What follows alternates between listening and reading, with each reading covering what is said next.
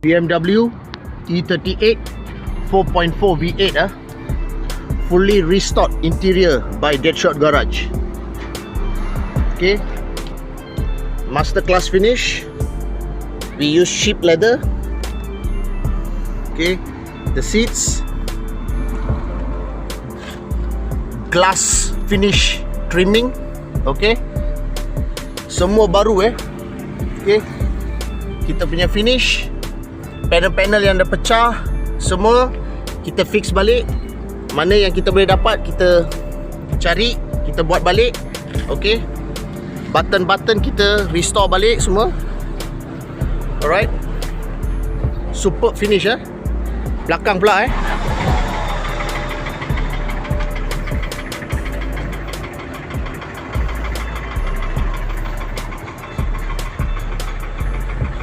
padu be.